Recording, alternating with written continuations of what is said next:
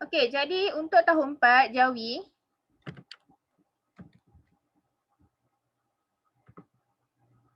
Okey, sebelum kita pergi jauh untuk subjek Jawi tahun 4, okey, Ustazah nak terangkan sikit berkenaan dengan isi kandungan.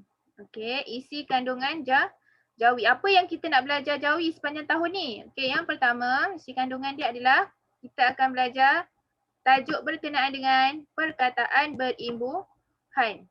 Okey. Nombor 2 adalah perkataan berlawanan. Okey. Tajuk yang ketiga adalah perkataan seerti. Yang keempat tanda baca. Okey, jadi berkenaan dengan perkataan berimbuhan, perkataan berlawanan, perkataan seerti, tanda baca. Okey, Ustaz tak nak olah panjang-panjang berkenaan tajuk-tajuk ni sebab Ustaz tahu tajuk-tajuk ni korang dah belajar dalam bahasa Melayu. Tetapi apa yang bezanya dalam subjek Jawi adalah berkenaan dengan tulisan. Tulisan yang pertama tulisan Jawi berbeza dengan bahasa Melayu. Yang kedua dari segi ejaan. Dari segi ejaan. Okey. Okey, kita masuk tajuk yang pertama. Okey, tajuk yang pertama berkenaan dengan perkataan berimbuhan. Okey. Apakah perkataan berimbuhan? Okey, perkataan berimbuhan adalah penambah atau unit-unit bahasa yang ditambahkan pada sesuatu kata yang dapat mengubah bentuk dan maknanya. Okey, maksud imbuhan adalah satu bahasa ataupun satu penambah. Okey, satu penambah untuk mengubah satu perkataan. Dia bukan ayat dia perkataan ataupun kata yang akan mengubah maksud dia sekali. Okey, untuk perkataan berimbuhan terbahagi kepada 3. Okey. Perkataan imbuhan terbahagi kepada 3. Yang pertama adalah imbuhan awalan. Yang kedua adalah apitan. Yang ketiga adalah akhiran. Okey. Apakah yang dimaksudkan dengan awalan? Okey, dengar betul-betul Awalan ni adalah penambah ataupun satu kata yang diletakkan dalam perkataan di hadapan. Awalan ni kan di hadapan. Okey. Jadi dipanggil awalan. Okey, yang kedua adalah apitan. Apitan ni adalah perkataan imbuhan tersebut berada di hadapan dan juga di belakang. Okey. Dan akhiran, perkataan imbuhan bagi akhiran, perkataan tersebut terletak di akhir. Maksudnya dekat akhir perkataan lah. Okey. Okey, imbuhan awalan. Okey, kita masuk imbuhan awalan dulu. Okey, imbuhan awalan ni adalah apa? Imbuhan yang hadir ataupun datang di hadapan sesuatu kata dasar. Okey, nanti kita tengok kata dasar ni apa. Okey, contoh kita ambil satu imbuhan di. Okey, hari ni kita akan belajar satu perkataan imbuhan adalah imbuhan di. Okey, contoh imbuhan di. Okey, kat sini ada contoh-contoh lah. Adalah dieja, diseksa, disimpan, dipakai, digigit, diambil, diarah, dibuang, dimasak, diasak, diasah, dibelai. Okey, ni contoh-contoh imbuhan di. Okey. Jadi imbuhan di ni cuba tengok. Imbuhan di dekat mana? Dekat awal, dia letak dekat awal ni. Dekat awal ni.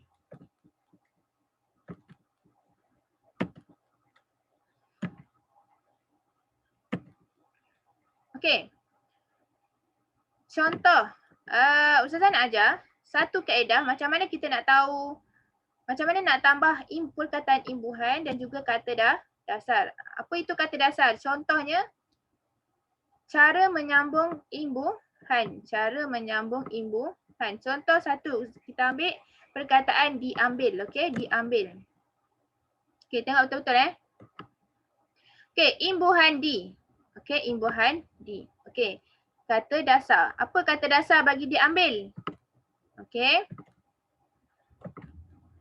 Okey, imbuhan di tambah dengan kata dasar dia adalah ambil. Okey, jadi buang di dekat depan tu, ambil yang ambil. Jadi dal tambah ambil, okey, di tambah dengan ambil dia akan jadi diambil. Okey. Jadi kata dasar bagi diambil adalah apa? Ambil. Contoh kalau Ustaz kata, okey, keluarkan kata dasar. Kata dasar dia tolak tepi semua perkataan imbuhan. Cari dulu perkataan imbuhan dan selebihnya adalah kata dasar. Okey, seterusnya contoh yang kedua adalah dibuang. Okey, perkataan imbuhan di. Okey, imbuhan di. Okey, kita tengok kata dasar dia apa? Okey, imbuhan dia adalah di, kata dasar adalah buang. Jadi bila digabungkan di dengan buang, dia akan jadi dibuang. Okey. Sebab di ni terletak dekat depan. Sebab itulah dinamakan imbuhan awalan. Okey. Imbuhan awalan. Okey, dekat sini ada nota kecil. Okey, minta semua fokus. Lagi-lagi yang ni.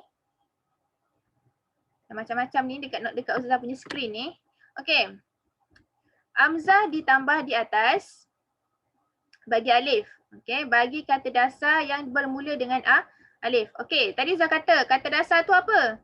Kata dasar tu adalah kata selain daripada kata penambah ataupun kata imbuhan.